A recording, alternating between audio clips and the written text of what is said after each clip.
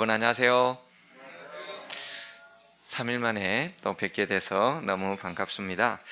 오늘 이제 레위기 복습 두 번째 시간으로서 무엇을 할까 고민하다가 안식년과 희년, 우리가 대부분 많이 들어봤고 제가 특별히 희년에 관련해서는 안식일에 설교를 4번 했었습니다. 그래서 맨 처음 설교에서는 이제 희년의 전체적인 내용이었고, 그 다음에는 희년의 확장된 의미들에 대하여 두 번째, 세 번째, 네 번째는 제가 설교를 했었습니다. 오늘은 안식년과 희년에 대해서 레위기 25장과 신명기 15장에 나와 있는 내용을 근거로 여러분들과 함께 하고자 합니다. 먼저 레위기의 전체적인 구조 다 너무 많이 이제 보셔가지고 5달 동안 봐가지고 이제 다 외우시겠죠. 16장의 대속죄를 주변으로 정결법과 제사장법과 그 다음에 제사와 절기들이 있다. 그래서 저번에 이제 상반기 부분에 해당하는 것에 대하여 지난 화요일에는 성과 속, 거룩한 것과 속된 것에 관련된 정결법에 관련된 것을 제가 했고요. 오늘은 이제 안식년과 희년이니까 이제 제사와 절기, 제일 마지막에 있는 절기 부분의 안식년과 희년, 이 부분을 좀 다루고자 합니다. 자, 그런데 우리가 그 7 절기에 대해서도 마지막으로 이제 다시는 제가 언급 안 합니다. 7 절기에 대해서 마지막으로 짚어보고 가도록 하겠습니다. 레위기 23장에 나와 있는 절기들이 나옵니다. 자, 첫 번째 절기가 뭐였죠? 유월절입니다. 유월절. 두 번째가요? 무교절입니다. 무교절 다음에 같이 시작되는 게요? 요제절이. 그래서 무교절과 유월절과 요제절을 사실은 다 합쳐서 무교절 주간이라고 그럽니다. 무교절 주간. 그리고 그 다음에 오는 게요? 77절이라고도 하고, 77은 49, 49에다가 2를 더해서 오순, 5자에 10순자. 그래서 요제절 시작하면서부터 이제 50번째 되는 날, 오순절, 77절이라고도 했습니다. 그 다음에 이제 나팔을 불죠. 7월 1일 날 나팔을 불어서 전국에 무엇을 알리는 거예요? 대속죄일이 가까이 왔음을 10일 전에 알리는 거예요. 그래서 7월 10일 날 대속죄일이 전국적으로 시행이 되고, 대속죄일이 끝난 다음에 마지막에 무슨 절기가 있어요?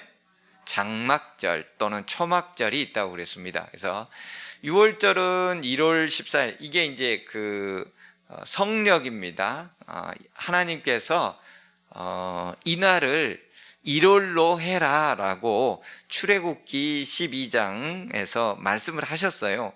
그렇기 때문에 그냥 오늘날의 달력으로는 약 3월 또는 4월 왔다 갔다 합니다. 왜 왔다 갔다 하느냐? 음력입니다. 우리나라도 음력을 조상들이 씌었죠. 성경도 음력이에요. 태양력이 아닙니다. 그렇기 때문에 왔다 갔다 해요. 근데 왜 태양력이 조금 더 정확할 것 같지 않아요? 음력은 뭐 공달도 끼워야 되고 윤달도 끼워야 되고 복잡하잖아요. 왜 하나님께서 굳이 이 음력 달력을 이렇게 성경에 시행하셨을까요? 이유는 몰라요. 근데 이 음력의 숫자가 29점 몇 일로 조금씩 차이 난 것 때문에 그 컴퓨터로 계산을 해가지고 뭘 추적해낼 수 있냐면, 예수님의 탄생, 예수님이 십자가에 달리신 해, 스데반의 순교, 이런 모든 것들이 태양력으로서는 제대로 계산할 수가 없답니다. 태음력의 음력 계산으로 해야, 이게 그 아이폰에 가보면은 태음력 계산해가지고 역사 추적하는 그 긴 앱들이 전부 다 개발돼 있어요. 그래서 이 서기 AD 31년 딱 가면은 몇 월 며칠이 6월절인지 그 금음인지 또 해가 달이 얼마만큼 떴는지 그거에 따라서 전부 다 추적해낼 수가 있어서 예수님이 십자가에 달리신 날짜까지도 정확하게 알아낼 수 있는 방법들이 이 태음력 때문에 가능하다는 거예요. 이것을 해낸 사람은 우리 이설로 목사님이라고 예전에 몇 년 전에 시조에다가도 아마 그 글들을 게시했어요. 왜냐하면은 밖에서는 AD 31년이라고 주장을 안 하는 데도 많이 있어요. 예수님이 돌아가신 해를. 그렇게 되면은 모든 게 다 틀어져 버려요. 왜냐하면 재림교회에서는 화이트 부인이 딱 지명을 했거든요. AD 31년에 돌아가셨고 스데반의 순교가 AD 34년이다. 그걸 기산점으로 해가지고 모든 성경의 다니엘 계시록들이 풀려나가는데 다른 교단이나 다른 데서는 그렇게 주장을 안 하고 있거든요. 그럼 이 주장이 맞다는 것을 과학적으로 역사적으로 태음력이라는 것 때문에 추적해서 가능하다는 거예요. 놀랍죠? 왜 태음력을 했는지. 자, 무교절 1월 15일부터 1월 있었고요. 요제절, 오순절 이런 거 있었습니다. 그래서 이게 마치 문호라처럼 이 모든 것의 기본은 안식일을 개념으로 가지고 있더라. 7이라는 개념. 자, 그 다음에 6월절은 그 의미들이 전부 다 있습니다. 절기가 그냥 우리가 생각하는 것처럼 그냥 뭐 추석 보내고 설 보내고 단오 보내고 뭐 한식 보내고 이런 의미가 아니라 6월절은 예수님의 뭐하고 연관되어 있어요? 십자가하고 연관되어 있어요. 예수님께서 6월절 어린 양으로서 돌아가시는 거예요. 그러니까 이 레위기 23장에 나와 있는 이 절기들이 예수님의 생애하고 전부 연결이 되어 있는 것입니다. 6월절이 뭐라고요? 예수님의 십자가 사건이라고요. 자, 그 다음에 초실절이라고도 하고 요제절은 예수님의 부활하시는 날을 해놨습니다. 여기는 안 나와 있네요. 부활하시는 날을 해놨고요. 그 다음에 나팔절은 이제 재림운동의 시작이에요. 나팔절이 재림운동의 시작이에요. 그래서 1840년대에 전 세계적으로 미국을 중심으로 해서 유럽과 전 세계적으로 예수님의 재림이 가까이 왔다고 나팔이 불려졌어요. 그래서 6월절, 무교절, 초실절, 그 다음에 오순절, 나팔절까지는 완전히 다 이미 이루어졌어요. 그리고 지금 예수님께서는 1844년에 지성소, 하늘 지성소에 들어가셨고 그 지성소에 들어간 사건이 대속죄일이죠. 대속죄일에 대제사장이 한 번만 지성소에 들어갈 수 있어요. 그리고 그 지성소에 들어간 사건이 예언적으로 1844년에 있었고 이제 거기서 나오면은 재림이 바로 시행이 됩니다. 그래서 지금은 재림이 언제 어떻게 일어날지 앞으로에 대한 예언의 기간은 없어요. 아무도 모르고.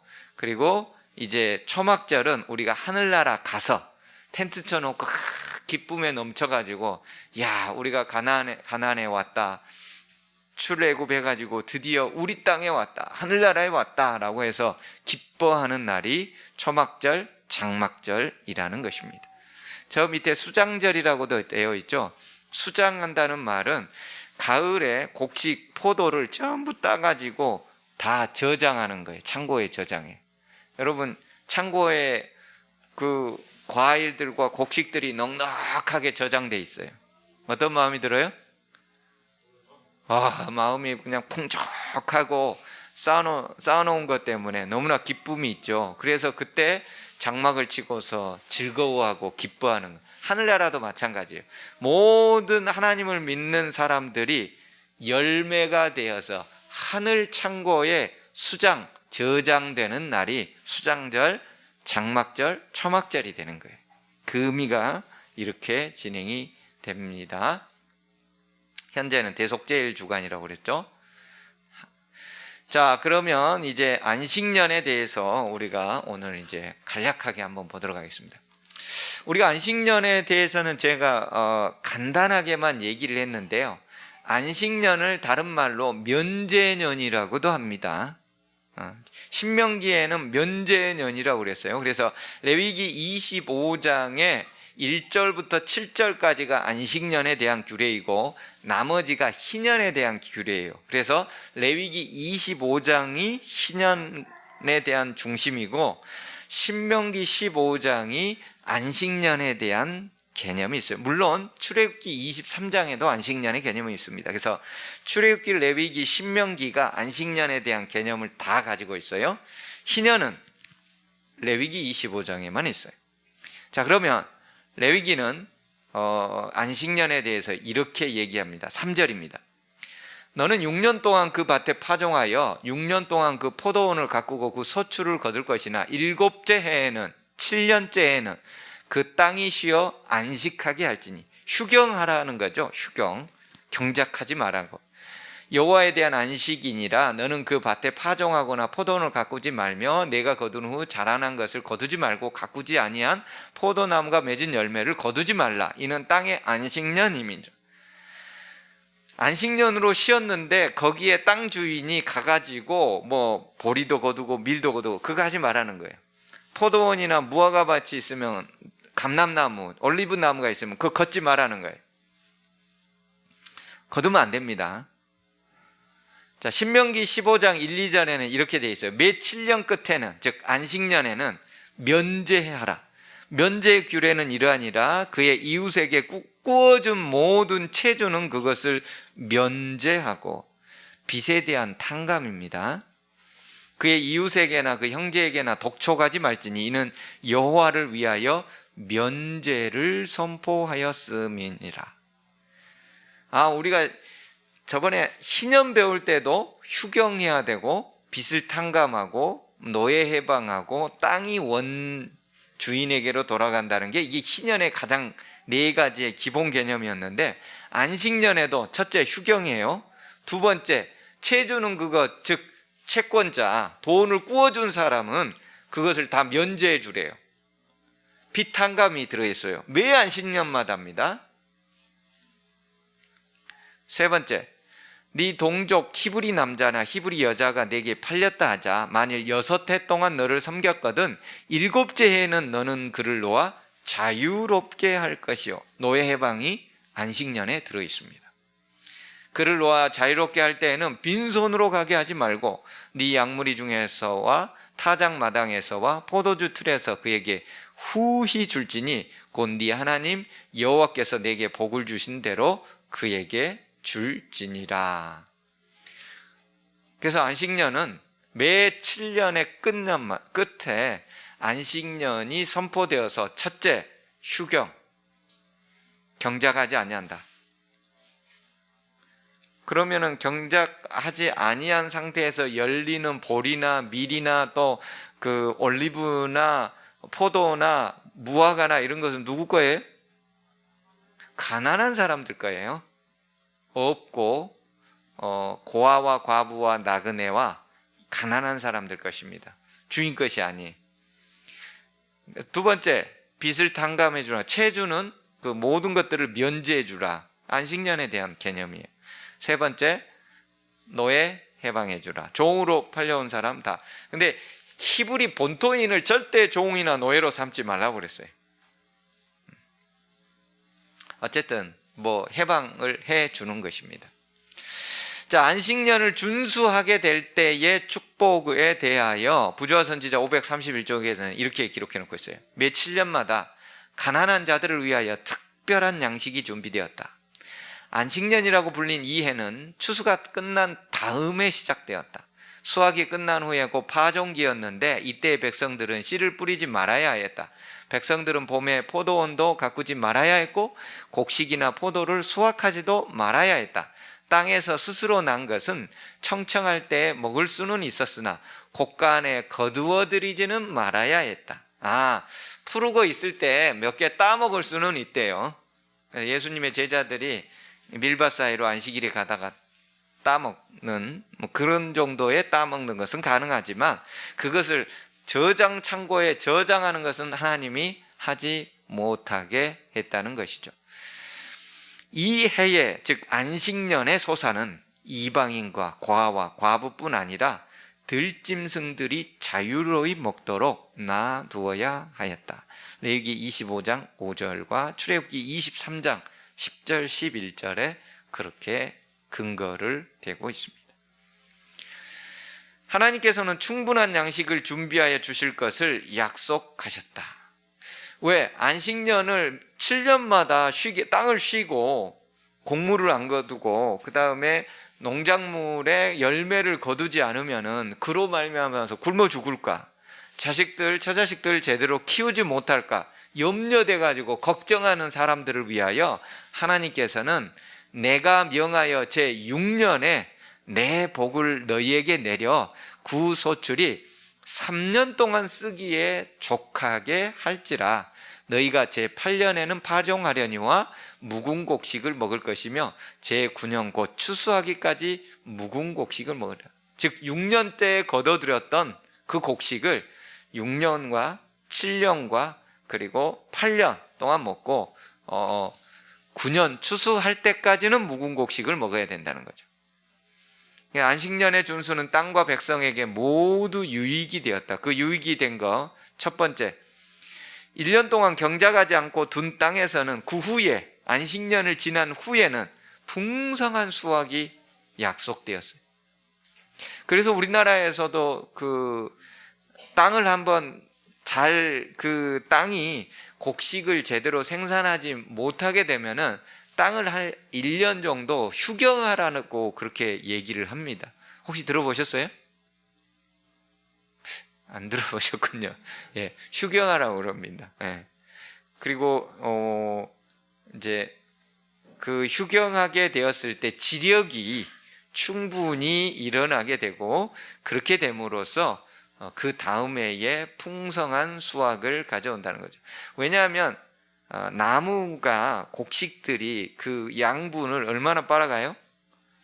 엄청나게 빨아가죠. 그래서 그것을 보충해 주기 위해서 퇴비라든지 비료를 어마어마하게 내지 않습니까? 근데 고대에는 비료의 개념이 없잖아요.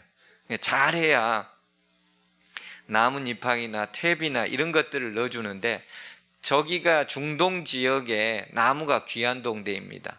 밀이라든지 이런 곡식들을 하고 나서 이제 남은 것들을 우리나라는 불태워버리죠. 봄에 보리 같은 것들 다 하고 수확을 거두고 나서 보리대 같은 경우는 불태워버립니다. 하지만 저런 나라들은 그 보리대도 아까운 거예요. 그러니 농작물을 위한 썩어서 거름이 될 만한 것들이 많지 않은데 1년을 휴경함으로써 그 다음에 풍성한 수확이 그 땅이 지력을 회복함으로써 주어지게 된다는 것. 두 번째, 백성들은 분주한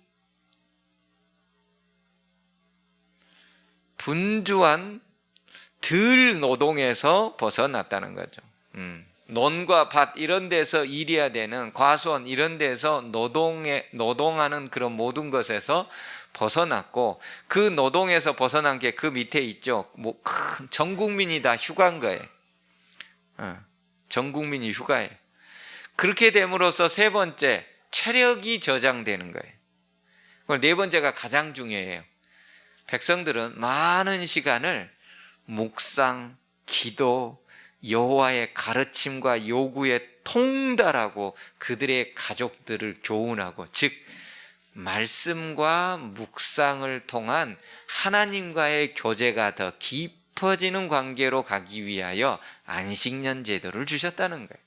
단순히 땅이 쉬고 풍성하고 체력 저장하고 이런 것들은 기본적인 거고 그것을 통하여 하나님과의 더 깊은 교제. 그래서 우리 안식일의 개념하고 똑같잖아요. 정확하게 일치하잖아요.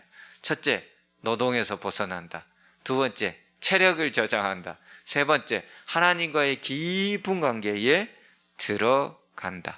그렇기 때문에 그렇게 하루를 쉬고 나서는 월요일날 일할 때 쉼을 바탕으로 했기 때문에 훨씬 더 일에 대한 능률이 오르는 거죠.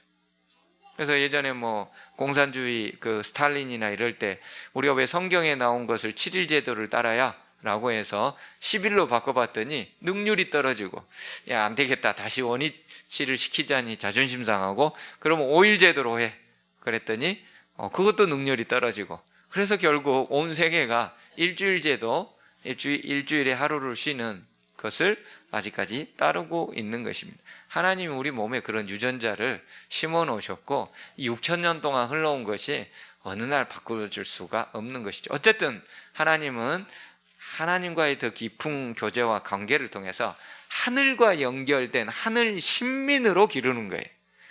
이 세상에 태어나서 일만 하고 막 죽도록 고생만 하다가 죽으라는 것이 하나님의 뜻이 아니라는 거예요. 우리 하늘과 연결되어 있는 하늘 신민이에요. 그 일을 하라는 거예요.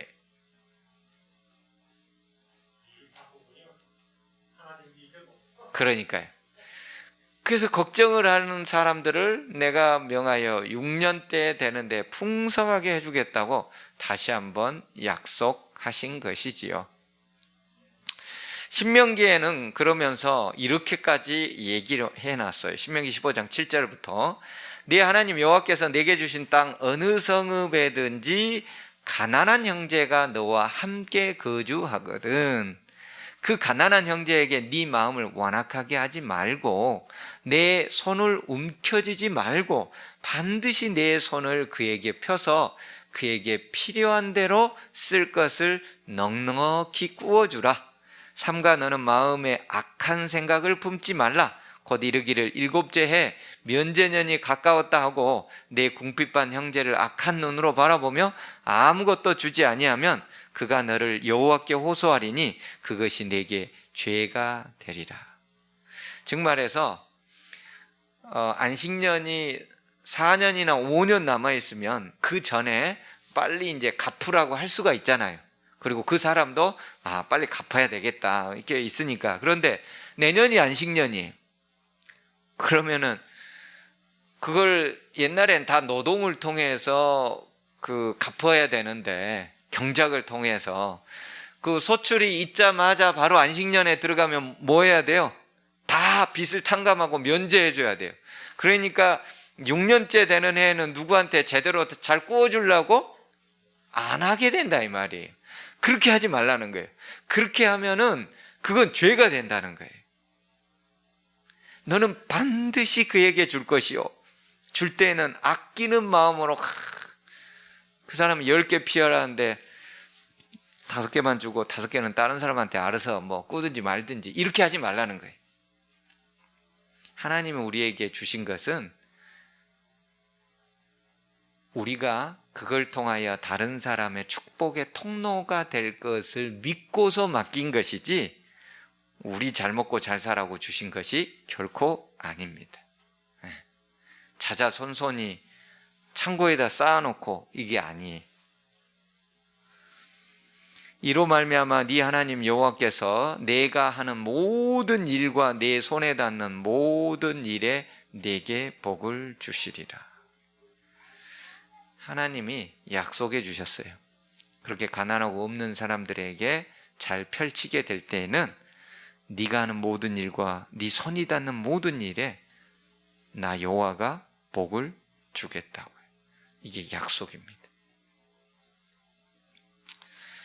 부자 선지자 533쪽에는 이렇게 기록되어 있죠. 아무도 자신들의 너그러움이 즉 안식년을 지키고 휴경하고 빚도 탕감해주고 노예를 해방시켜주는 그 너그러움이 그들을 빈곤하게 만들 것이라고 염려할 필요는 없다.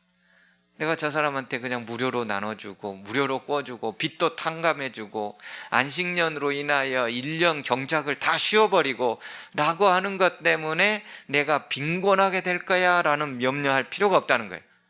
하나님의 명령을 순종하면 분명히 번영의 결과를 가져올 것이다. 하나님께서는 네가 여러 나라에 구워줄지라도 너는 꾸지 아니하겠고 네가 여러 나라를 치리할지라도 너는 치리야 노예로 포로로 잡혀가지 아니하리라. 이것 안 지켰기 때문에 이스라엘 백성이 뭐 한 거예요? 포로로 잡혀갔잖아요. 이것 안 지켰기 때문에 그들의 삶이 아주 어려워졌잖아요.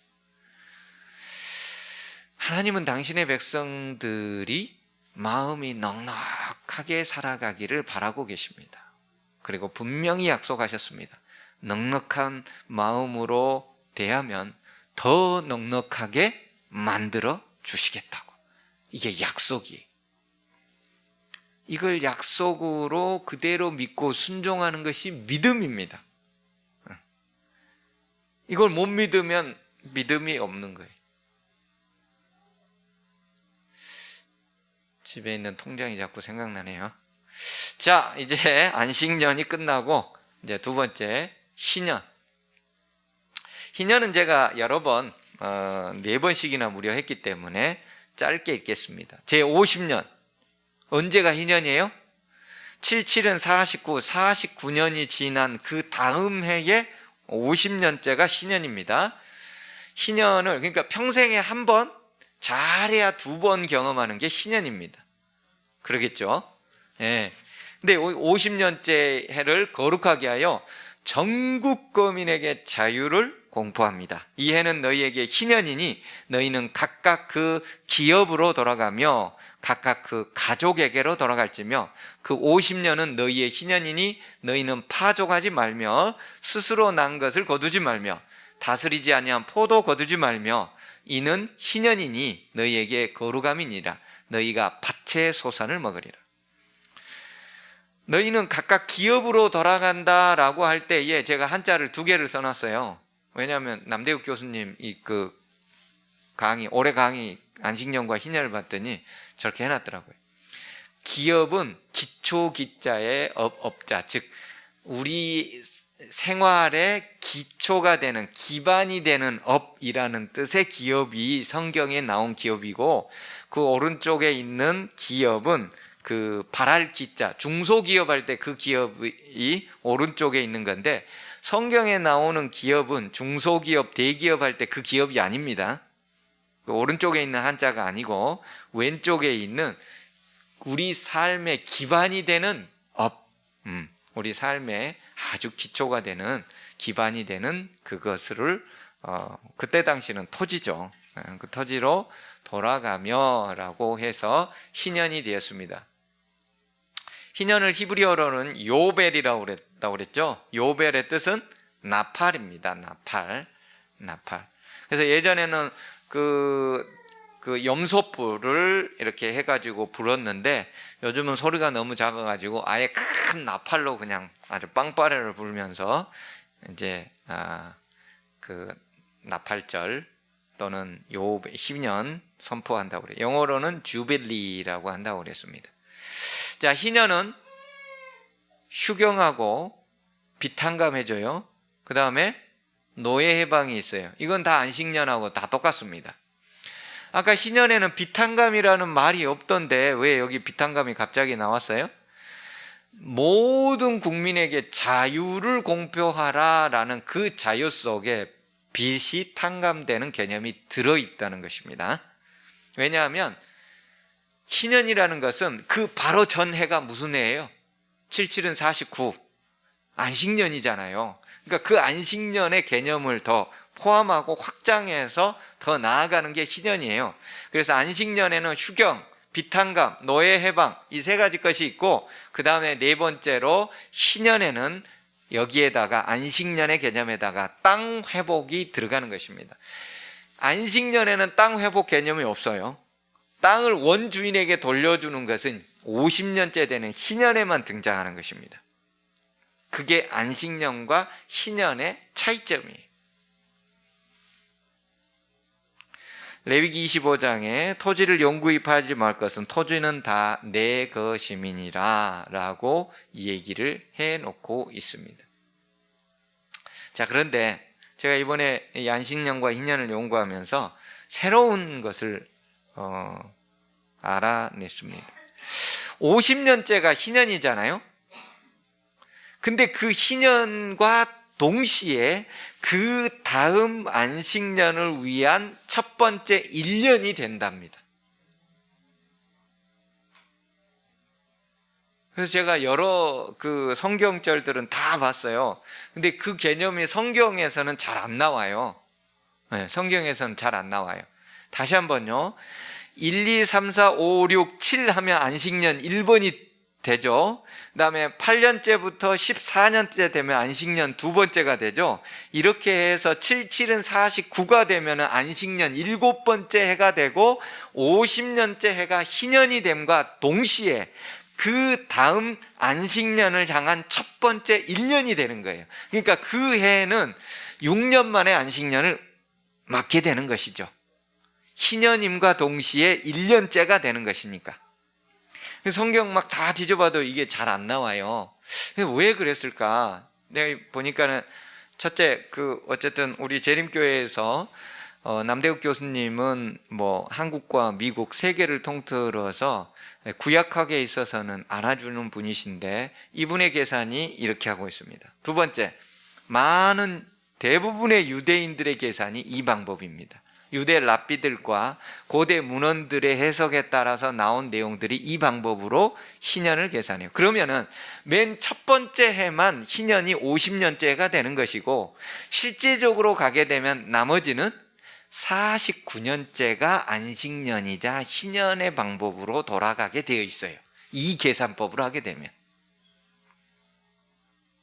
그러면 이게 어디서 이렇게 해서 나왔는가?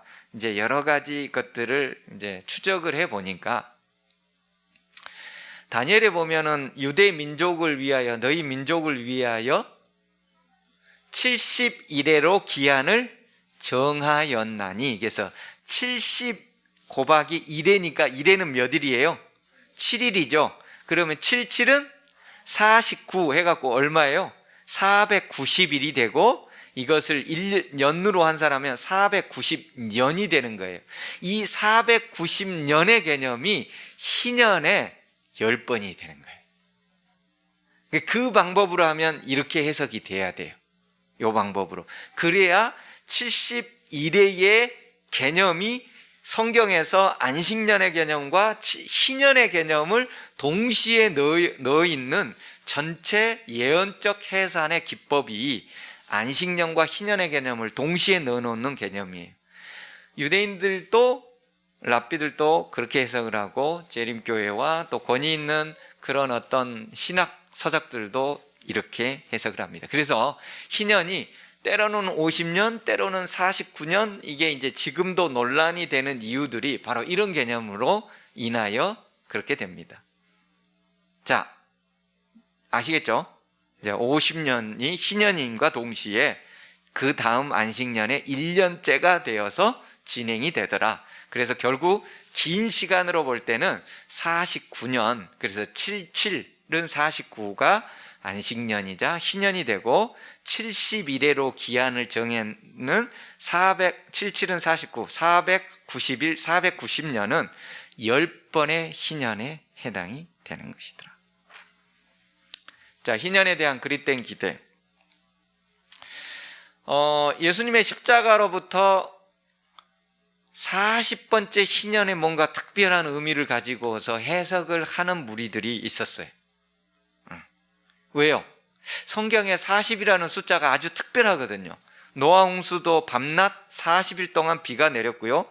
모세는 40년 동안 광야 생활을 이스라엘 백성들과 했었고요. 예수님은 광야에서 40일 동안 금식 기도했습니다. 그리고 십자가에서 달리시고 부활하셔서 제자들하고 며칠 있었어요? 40일 동안 있었어요. 그래서 성경은 40일이 굉장히 중요한 숫자예요. 시험과 연단과 그리고 하나님께서 우리를 성숙시켜주는. 자, 그래서 예수님이 십자가에 달려 돌아가신 이후로부터 40번째 희년은 뭔가 특별한, 어쩌면 재림이나 어떤 그런 것이 있을 것에 대한 기대감들이 매우 높았다며. 왜냐하면 희년에 대한 개념이 모든 걸 자유롭게 하니까. 예수님의 재림과 사실 직접적인 표상적인 의미거든요, 희년 자체가. 그래서 그렇게 해서 계산을 했죠. 예수님이 AD 31년에 십자가에 돌아가시고 희년을 아까 얘기했죠. 50년이 아닌 49년으로 계산을 해서 40번째에 해당하는 날을 더했더니 1991년이 나온 거예요. 그래서 이때 무슨 일이 일어났는지 혹시 아세요? 아무 사건이 특별하게 일어나지 않았다고 합니다. 사람들은 이날을 기대를 했는데. 두 번째, 가나안에 들어간 때로부터 70번째 희년이 되면은, 이건 이제 하나님의 백성을 위한 71의 예언, 이스라엘 백성들이 또 가 있는 게 또 성경에서 70년 만에 회복한다든지, 이 성경에서 7과 70이 아주 특별한 의미가 있잖아요. 안식일은 7번째 날, 그리고 다니엘 9장에는 70주일에 대한 예언, 그 종려나무가 출애굽기에 보면은 70주가 있는 곳에서 쉬게 되고, 바벨론 포로, 바벨론인데 니은이 빠졌습니다. 바벨론 포로도 70년 만에 돌아오게 되고, 심지어 예수님이 베드로가 주님, 형제를 몇 번 정도 용서해 주면 되겠습니까? 라고 했을 때 예수님 뭐라고 했어요? 70번씩 7번이라도 용서해 줘라. 성경에서 7과 70이 계속 반복되는 거예요. 그리하여 출애굽한 해로부터 70번째 희년이 되는 해에 매우 특별한 사건이 발생할 것으로 사람들이 생각하고 믿어오는 거예요. 그래서 희년 49년 곱하기 70번째 희년을 곱했더니 3430년이 되는 것입니다. 이게 가나안에 들어간 해로부터 3430년이 되는 해를 의미하는 거예요. 근데 유대인의 계산으로 출애굽 연도는 BC 1456년이에요. 가나안엔 40년 동안 광야 생활했으니까 40을 빼면은 1416년에 BC 1416년에 가나안에 들어갔어요. 그러니 1416에다가 3430년을 더하게 되면은 BC는 빼줘야 되고 AD는 더해줘야 되지요. 그리고 0년은 있어요, 없어요? 없습니다. 그렇게 해서 계산을 해보니까 2015년과 2016년 이렇게 걸치는 이유는 음력 때문에 그러는 거예요. 음력 때문에 2015년과 2016년 사이가 되는 것입니다.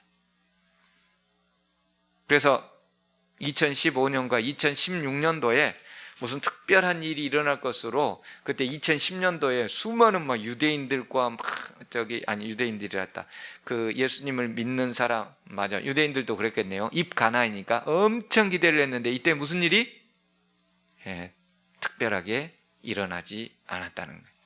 그래서 희년이라는 개념이 모든 사람이 자유를, 빚이 탕감받고 노예가 해방되고 모든 토지가 원주인에게로 돌아오고, 그런 엄청난 감격과 기쁨이 일어나는 것에 대한 개념이, 마치 이렇게 연도를 계산해 가지고 무슨 특별한 그 연도에 어떤 일이 발생할 것으로 기대하는 것은 성경적 해석과 하나님이 바라시는 뜻이 전혀 아니라는 거예요.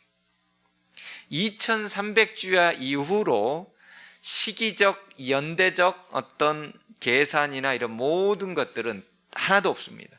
심지어 예수님이 이 땅에 계실 때 재림의 시기는 인자도 모른다고 그랬어요.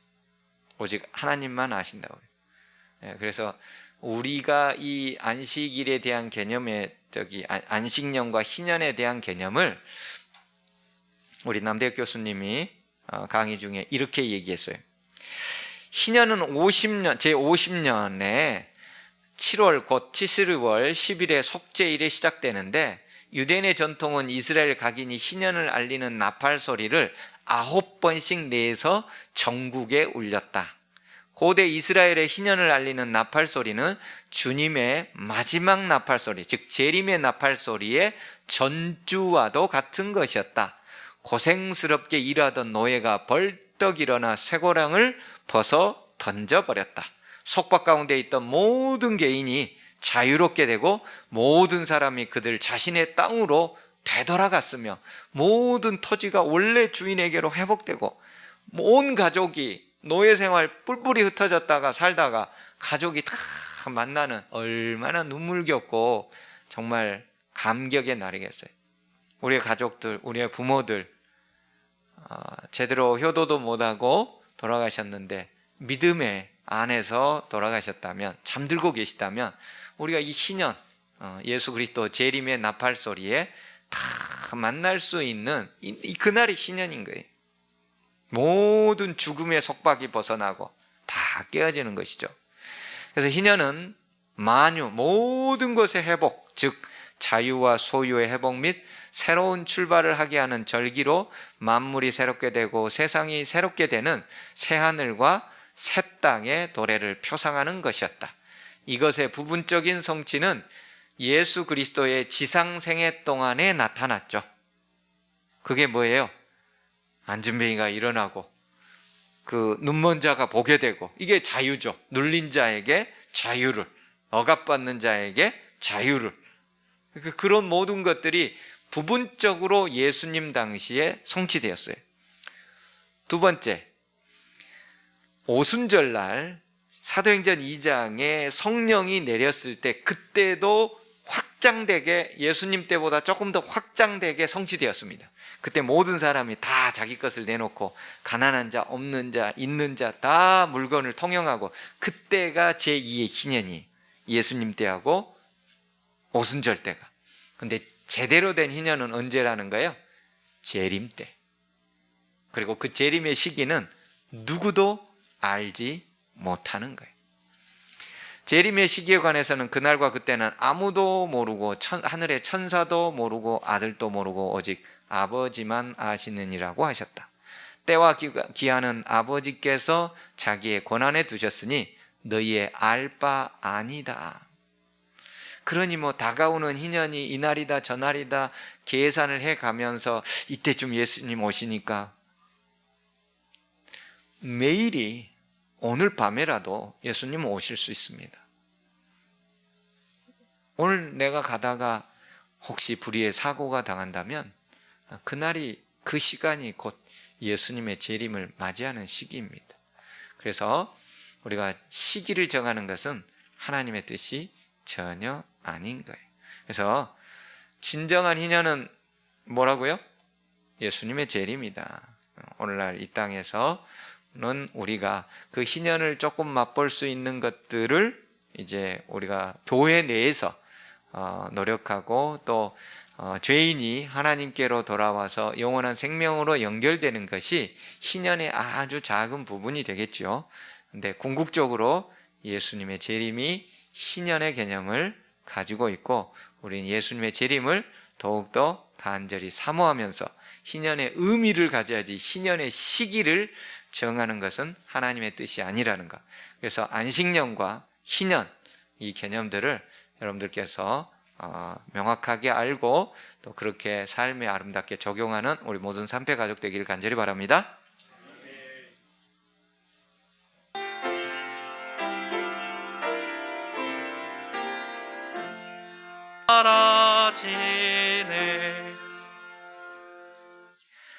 하나님, 레위기를 통하여 저희들에게 안식년과 희년의 개념을 명확하게 알려주셔서 감사를 드립니다. 땅을 쉬게 함으로 노동을 쉬고, 그리고 빚을 탕감해 주며 종된 자들을 자유롭게 풀어주고, 심지어 그들의 땅까지도 온전히 회복해 줌으로써 그들이 다시금 인생에 살만한 가치를 갖게 하고 다시금 회복하도록 도와주는 이 희년 개념을 우리의 삶 속에 잘 적용하는 우리가 되도록 인도하여 주시옵소서.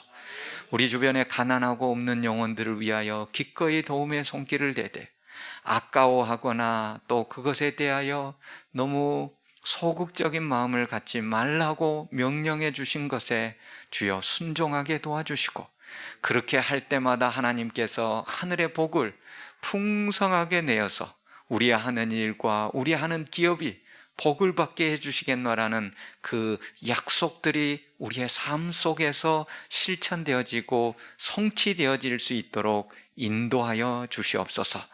무엇보다도 우리 주 예수 그리스도, 우리를 영원히 구원하기 위한 재림의 날들을 사모하게 도와주시고, 시기가 아닌 그 의미와 준비의 과정을 통하여 우리와 우리의 이웃들이 복을 받을 수 있도록 도와주시옵소서. 건강에 염려가 있는 주의 백성들 기도할 때마다 주님 치유의 은사로 함께 해주시고, 또 경제와 여러 가지 어려운 여건 중에 주님께 간구하거든 주님께서는 형통의 길로 인도하여 주시옵소서. 돌아가는 발걸음도 함께 해주시고, 또 7월 우리가 안식일을 기대하며 또 오는 우리 모든 성도님들 되도록 도와주시기를 예수님 이름으로 간절히 기도합니다. 아멘.